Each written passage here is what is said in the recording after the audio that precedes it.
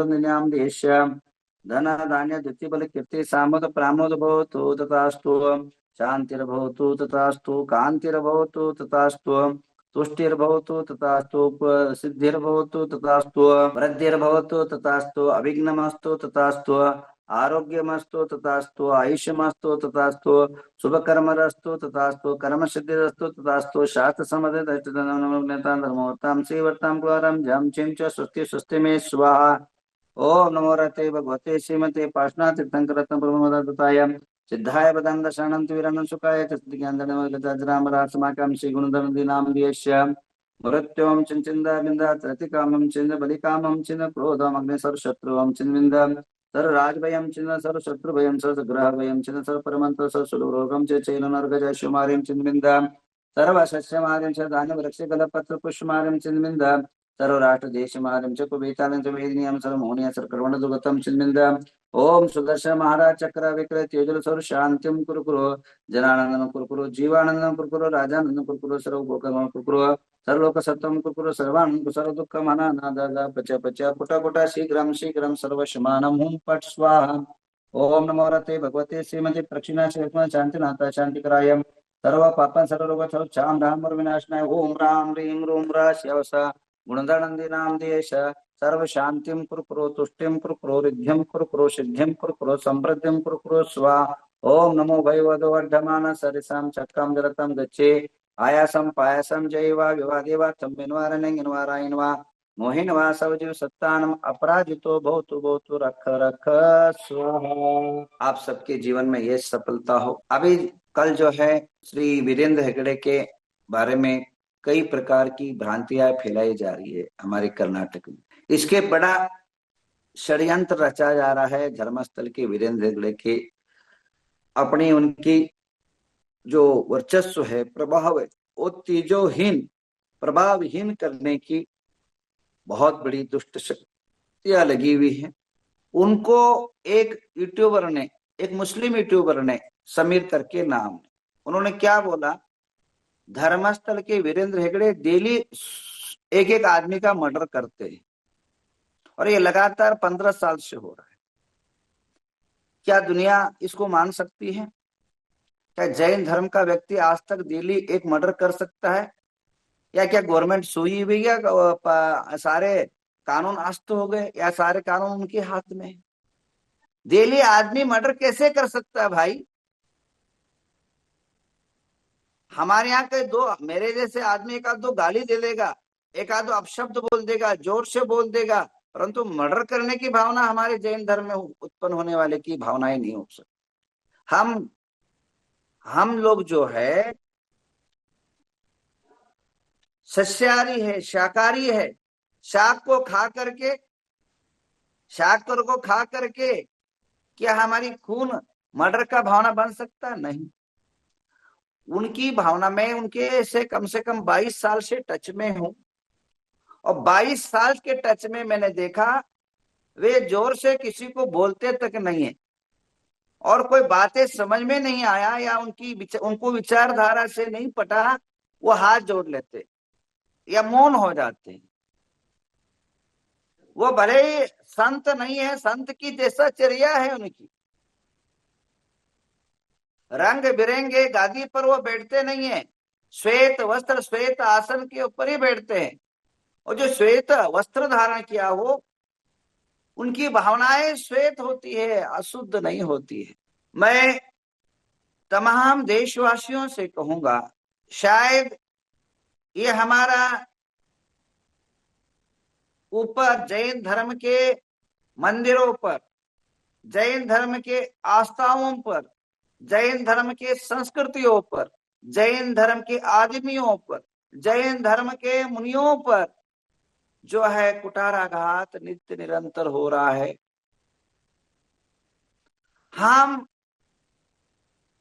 हमारी एकता न होने के कारण, हमारी विचारधाराएं भिन्न भिन्न होने के कारण, अभी सुबह सोशल मीडिया से मेरे पास किसी ने भेजा, श्वेतांबर साधु वहां पूजा कर रहे, उनको मर्डर का धमकी मिल रहा है, पुलिस कुछ नहीं कर रही और न करेगी। वो चाहते हैं कि जैन धर्म मिट जाए। जैन धर्म समाप्त हो, उनकी संस्कृति विनाश को प्राप्त हो। अभी जो है न, उनकी जो है उनकी विचारधारा ये है, उनकी सभ्यता ही है। उन लोगों की एक प्लानिंग ही है। अब इसके पीछे, धर्मस्थल के पीछे कौन कौन है? 4 लोग दिख रहे हैं मुझे। एक तो कम्युनिस्ट पार्टी, जो धर्म को ही नमती नहीं, धर्म की संस्कृति को ही नहीं वह फॉलो नहीं करती है, नहीं भारतीय संस्कृति की धार्मिक विचारधारा से कभी वो मेल नहीं खाई। वो हमेशा ही साधु संत महात्मा मंदिरों मठों और पूजा पद्धतियों पर हमेशा कुठाराघात किया है। वो एक कम्युनिस्ट पार्टी वाले पीछे पड़े हैं। बाजू में केरला है। वो क्यों पीछे पड़े? उसका कारण ये है कि तिरुपति बालाजी के बाद सबसे ज्यादा अगर कोई यात्री कहीं जाता है तो धर्मस्थल। और कई मुस्लिम परिवर्तित हो रहे हैं, कई कम्युनिस्ट लोग, कई हिंदू लोग वहां अपनी मन्नतें मांगने जा रहे हैं, और कई कामें हो रही है और कई कार्य सिद्ध हो रहे हैं। डेली 1-1 लाख लोग वहां पहुंचते हैं। वो लोग एक हाथ धो के पीछे पड़े। और वहां कई क्रिश्चियन की लॉबी, उनको कई अन्य धर्म को, चाहे वह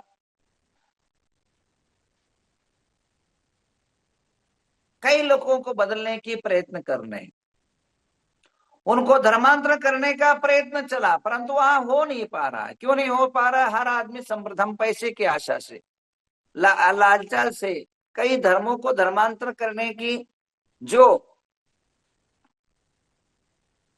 क्या बोलते हैं, जो एक मुहिम होता है, उनके लिए बाधित हो रहा है। क्योंकि वहां समृद्धशाली लोग हैं, वहां पैसे वाले हैं लोग हैं। तो धर्मांतरण करने वाले कितने लोग जो गरीब है, हमारे हर साल जो है हमारे एक एक राज्य में 10-10 परिवार जो है क्रिश्चियन रूप में बदला जा रहा है।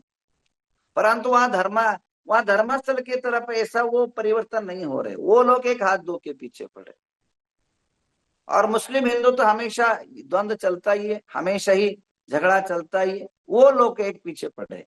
ऐसी 4 शक्तियां मिलकर के जो है धर्मस्थल को बदनाम करने का, धर्मस्थल के वेगड़े को बदनाम करने का प्रयत्न किया।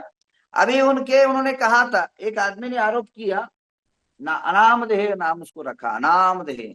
वो अपने नाम बोलने में भी उसको तकलीफ हो रही है, नाम गुप्त रख रहा। अनामदेह एक आदमी ने कंप्लीट किया कि एक गड्ढे के 15 गड्ढे बताए, 15 गड्ढे में 300 मुर्दे दफनाए गए। जब गवर्नमेंट ने एसआईटी रचना करके, पुलिस का एक टीम बना करके, आईएएस ऑफिसर का जो टीम बना करके, एसपीओ का टीम बना करके वहां भेजा गया, आज तक 10 गड्ढे खोदे गए, शायद 13 गड्ढे खोदे, एक भी मुर्दा नहीं निकला।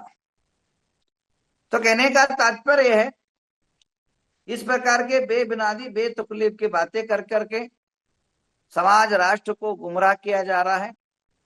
बड़ी धर्म की संकट की घड़ियां है।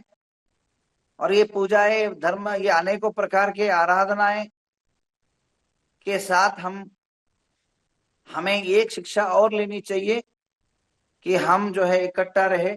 जब भी धर्म का संघर्ष हो, जब धर्म का घड़िया संकट में हो, तो हम सब एकत्र आए और एक एक वो करके एक बुलंद आवाज हम बनाए। अभी जो है, वैसे ही आज नानी की हाथी के बारे में मैंने कल आपको वीडियो शेयर किया था यूट्यूब के ऊपर। क्योंकि हमारी जो ताकत है वो लिमिटेड ताकत है। अतः लिमिटेड ताकत, हम जो है ज्यादा ज्यादा क्या कर सकते हैं? हम ज्यादा ज्यादा एक बोल सकते हैं, परंतु बाकी जो है समस्या अब जानती है, अब समझते ही है कि गवर्नमेंट, अधिकार, ये सब कुछ होता है उनके हाथों में। उनको प्रेशर तब बनता है जब आम आदमी की जो ये है क्या बोलते हैं अखंडता जब दिखती है तब काम होता है।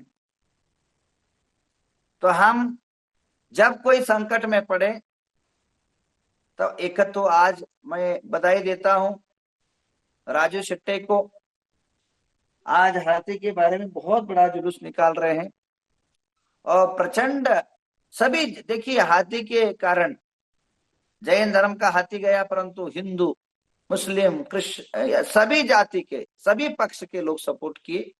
कारण हाथी एक का नहीं था वो, और जो भी हाथी है जिनके मठों में कुंतगिरी में है उदगांव में है या फिर शेरबाड़ में है, ये सारे हाथी सभी कार्यक्रम में जाते हैं, चाहे हिंदू हो चाहे जैन हो चाहे अदर कास्ट के हो, सभी के हाथी सेवा करती है।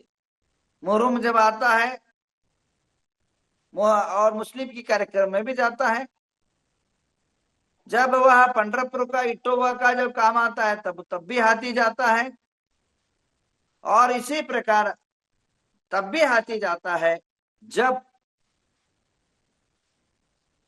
जब कोई जो है पंच कल्याण हो तब भी हाथी जाता है। ये अलग अलग कहीं एसी रूम में बैठ करके कहीं एयर कंडीशन में बैठ करके तुम लोग अन्याय हो रहा है वो हो रहा है प्राणी पर ये हो रहा है ये हो रहा है ऐसे करके हमारी सारी वस्तुएं भारतीय संस्कृति को छीनने चाह रही है, वो संभव नहीं है। कल बैल छीनोगे,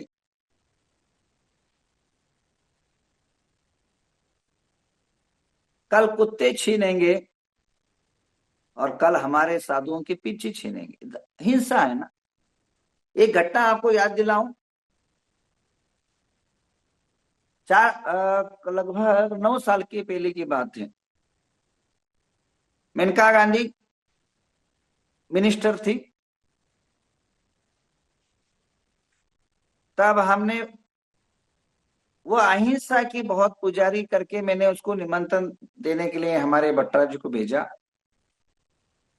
भेजने के बाद उसने आमंत्रण स्वीकार किया। उसने एक बात ऐसी बोली मुझे खटका, मेनका गांधी ने क्या बोला पता है? मेरे तुम्हारे धर्म का सब कुछ पसंद आता है, तुम्हारा धर्म का सब कुछ पसंद आता है, जो साधु के हाथ में पींची रहता वो पसंद नहीं आता है। मेनका गांधी का वचन ही है। और हमारे जो कमेटी वर्ग है उनके सामने उनने बोला, क्या बोला? तुम्हारे साधु का सब कुछ पसंद आता है पर पींची पसंद नहीं आता है, और मैं चाहूंगी कि वो पिंची सब छोड़े। तब मेरे पास उन्होंने तारीख दिया कि इतने तारीखों में आऊंगी, प्लेन से आऊंगी, उस होटल में रहूंगी, मैं इडली यहां तक लिस्ट दे दिया उसने कि मैं आने के बाद तुम्हारे यहाँ ही इडली और सांभर खाऊंगी, बहुत दिन से खाई नहीं। सारे मीटिंग तय हुआ और मेरे पास कार्यक्रम का बड़ा रूप बन गया था। कम से कम 15-20 हजार लोग इकट्ठा होने वाले थे। तो मेरे पास ये सारी वस्तुएं आई और मेनका गांधी ने ऐसा बोला है, मुझे जब पता पड़ा तो मैंने मेनका गांधी का कार्यक्रम रद्द कर दिया। परंतु आज तक मेनका गांधी को मैंने कभी भी नहीं बुलाया। जो हमारी पिंची को छीनने की भावना रखते हो मेनका गांधी, वे ऐसी नेता है, हमें अपने हाथ से कभी सत्कार करने की आवश्यकता नहीं। आप उसकी विचारधारा उसके पास रखे। मैंने कार्यक्रम को नहीं बुलाया, पर कल चाहो तो मैं बुला सकता हूं, परंतु आज तक उसको मैंने कभी आमंत्रण नहीं दिया। क्यों?